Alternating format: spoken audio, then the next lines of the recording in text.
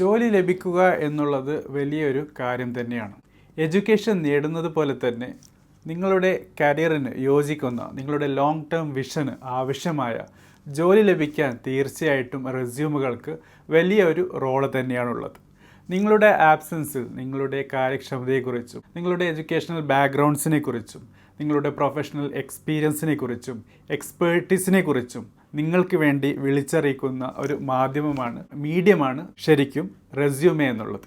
So ഇന്ന് നമുക്ക് ഈ ഒരു എപ്പിസോഡിൽ ദ എഡ്യൂക്കേറ്റഡ് ഡെയിലി ഷോയിൽ മനസ്സിലാക്കാനുള്ളത് എന്തുകൊണ്ടാണ് നിങ്ങളുടെ റെസ്യൂമേ അത് അർഹിക്കുന്ന പരിഗണന ലഭിക്കാതെ പോകുന്നത് എന്നുള്ളത്. 5 കാര്യങ്ങളാണ് മെയിനായിട്ടും ഡിസ്കസ് ചെയ്യാനുള്ളത്. നാം അറിയാതെ വിട്ടുപോകുന്ന കാര്യങ്ങൾ, അറിഞ്ഞുകൊണ്ട് മനസ്സിലാക്കാതെ പോകുന്ന കാര്യങ്ങൾ, അതാണ് നമുക്ക് ഈ എപ്പിസോഡിൽ കൂടി മനസ്സിലാക്കാനുള്ളത്. എല്ലാ വ്യൂവേഴ്സിനും സബ്സ്ക്രൈബേഴ്സിനും ദ എഡ്യൂക്കേറ്റഡ് ഡെയിലി ഷോയുടെ പുതിയൊരു എപ്പിസോഡിലേക്ക് കൂടി സ്വാഗതം.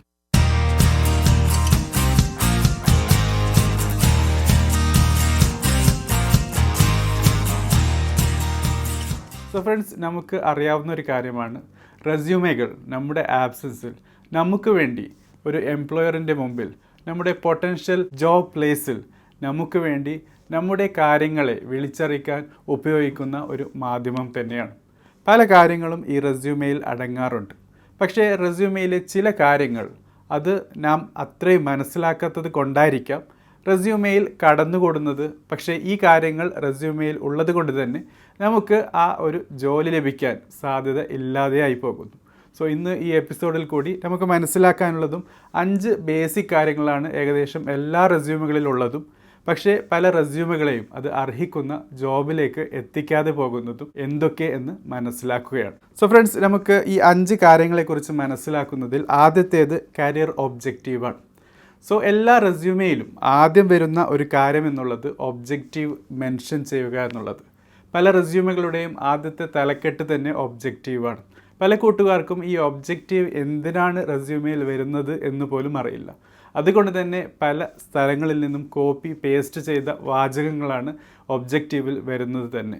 ഏത് ജോബിലേക്കാണോ അപ്ലൈ ചെയ്യുന്നത് ആ ജോബിൻ്റെ പരിഗണന ലഭിക്കാൻ ആവശ്യമായ ഒബ്ജക്റ്റീവ് സ്റ്റേറ്റ്മെൻറ്റ് എഴുതുക എന്ന ഒരു കാര്യം പോലും മനസ്സിലാക്കാതെ same sentence repeated for all the jobs എന്ന രീതിയിൽ ഒബ്ജക്റ്റീവ് സ്റ്റേറ്റ്മെൻറ്റും വരാറുണ്ട്. ഇപ്പോഴത്തെ റെസ്യൂമയുടെ പുതിയ ട്രെൻഡ് എന്നുള്ളത് ഒബ്ജക്റ്റീവ് എന്ന കാര്യം ഒഴിവാക്കി ഒരു പ്രൊഫഷണൽ സമ്മറി അല്ലെങ്കിൽ നിങ്ങളുടെ ഓവറോൾ സമ്മറി ആദ്യത്തെ സ്റ്റേറ്റ്മെൻറ്റിൽ വെക്കുക എന്നുള്ളതാണ് നിങ്ങളുടെ പേരിന് താഴെ. പക്ഷേ ഒബ്ജക്റ്റീവ് വെക്കുകയാണെങ്കിൽ തന്നെ അത് ഏത് ജോബിലേക്കാണോ നിങ്ങൾ അപ്ലൈ ചെയ്യുന്നത് ആ ജോബിലേക്ക് സ്യൂട്ടബിൾ ആയിരിക്കണം എന്ന കാര്യം കൂടി ശ്രദ്ധിക്കേണ്ടതുണ്ട്. സോ ഒരു പർട്ടിക്കുലർ പൊസിഷനിലേക്ക് അപ്ലൈ ചെയ്യുമ്പോൾ ആ പൊസിഷനിലേക്ക് ആവശ്യമായ ഒബ്ജക്റ്റീവ് എന്തായിരിക്കണം, നിങ്ങളുടെ ലക്ഷ്യം എന്താണ് ആ ജോബ് നേടുന്നതിൽ കൂടി, ആ ജോബിലേക്ക് നിങ്ങളെ എന്തുകൊണ്ട് പരിഗണിക്കണം എന്ന കാര്യം പ്രത്യേകം പരാമർശിക്കേണ്ടത് ഒബ്ജക്റ്റീവ് സ്റ്റേറ്റ്മെൻറ്റിൽ കൂടിയാണ്. അതല്ലെങ്കിൽ ഒബ്ജക്റ്റീവ് എന്നുള്ള ആ പാർട്ട് തന്നെ നിങ്ങളുടെ റെസ്യൂമയിൽ നിന്നും ഒഴിവാക്കുന്നത് നല്ലതാണ്. ഇനി രണ്ടാമത്തെ കാര്യം, നിങ്ങളുടെ റെസ്യൂമയിൽ പൊതുവെ വരുന്നതും നിങ്ങളുടെ റെസ്യൂമെ അർഹിക്കുന്ന പരിഗണന നൽകപ്പെടാത്തതും ആയ കാരണം എന്നുള്ളത് നിങ്ങൾ ഏത് ജോബിലേക്കാണോ അപ്ലൈ ചെയ്യുന്നത് അതിലേക്ക് ഒരു രീതിയിലും റിലേറ്റ് ചെയ്യാത്ത അവാർഡുകളും ഹോബികളും ഇൻട്രസ്റ്റുകളുമാണ്. ഈയിടെ കണ്ട ഒരു റെസ്യൂമെയാണ് സെയിൽസ് എഞ്ചിനീയർ പൊസിഷനിലേക്ക് വേണ്ടി എഞ്ചിനീയറിംഗ് ബാക്ക്ഗ്രൗണ്ടുള്ള പ്രൊഫൈലുമായി ബന്ധപ്പെട്ട് അപ്ലൈ ചെയ്യേണ്ട ഒരു പൊസിഷനായിരിക്കണം.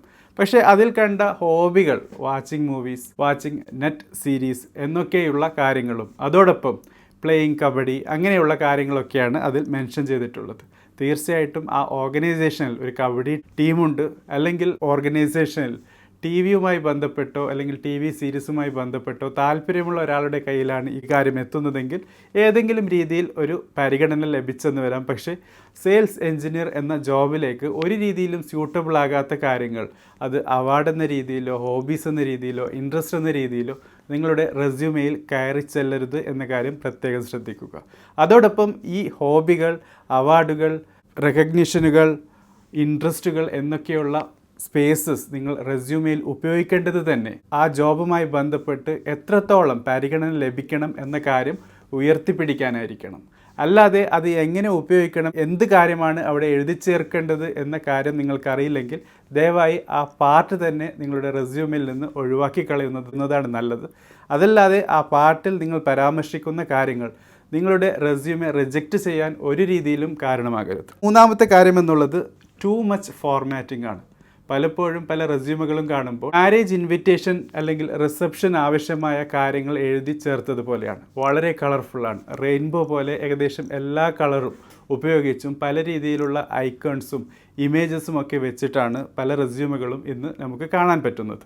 തീർച്ചയായിട്ടും റെസ്യൂമേക്ക് ഒരു മിനിമം ഒഫീഷ്യൽ ലുക്ക് വേണം.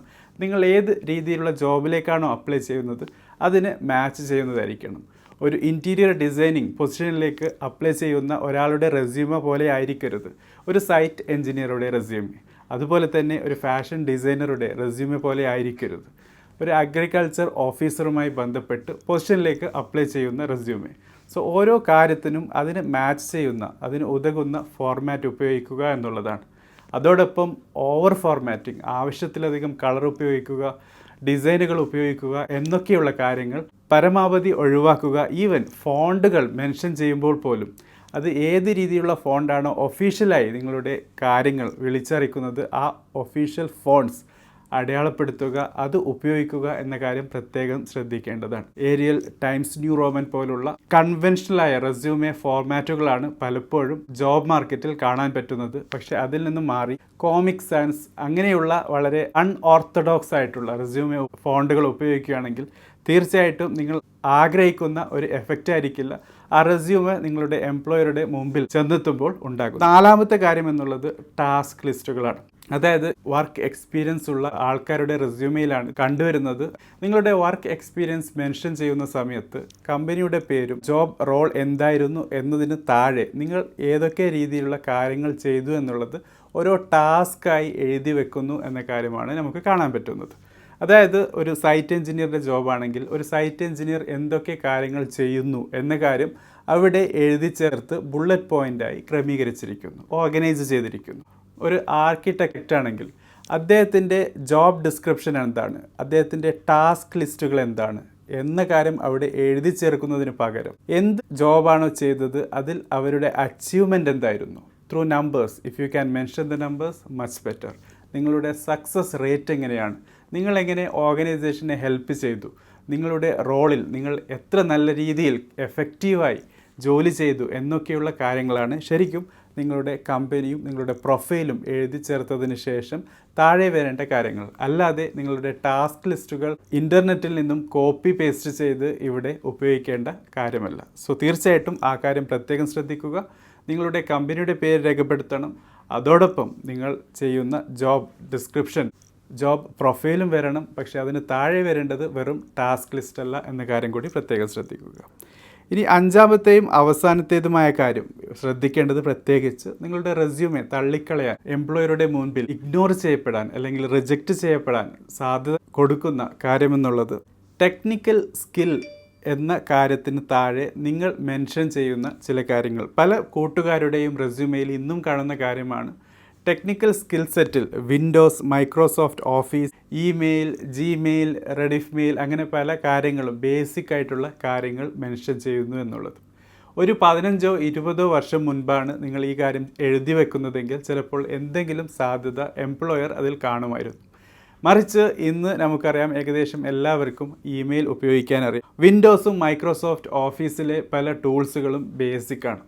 ഈ കാര്യങ്ങൾ ഇവിടെ രേഖപ്പെടുത്തുന്നതിന് പകരം ഏത് ജോബിലേക്കാണോ നിങ്ങൾ അപ്ലൈ ചെയ്യുന്നത് ആ ജോബിലേക്ക് മാച്ച് ചെയ്യുന്ന ടെക്നിക്കൽ സ്കിൽസ് അത് കണ്ടെത്തി അത് നിങ്ങളുടെ പ്രൊഫൈലിൽ വരുന്നതിന് മുൻപ് അതിനെക്കുറിച്ച് വിവരമുണ്ടാക്കിയെടുക്കുക, അത് എങ്ങനെ ഉപയോഗിക്കുന്നു എന്ന് മനസ്സിലാക്കിയെടുക്കുക.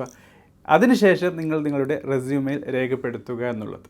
സോ ദാറ്റ് നിങ്ങളുടെ റെസ്യൂമെ നിങ്ങളുടെ എംപ്ലോയറിൻ്റെ കയ്യിലെത്തുമ്പോൾ അവർ തീർച്ചയായും നോക്കുന്നത് നിങ്ങൾ ആ പർട്ടിക്കുലർ പൊസിഷനിൽ ജോബിലേക്ക് എടുത്താൽ ഏതൊക്കെ നല്ല കമ്പ്യൂട്ടേഷണൽ സോഫ്റ്റ്വെയർ ടൂൾസാണ് മനസ്സിലാക്കാൻ അവർ നോക്കുമ്പോൾ അവർക്ക് സ്യൂട്ടബിളായ കാര്യങ്ങളാണ് അതിൽ നിന്നും കണ്ടെത്തേണ്ടിയിരിക്കുന്നത്.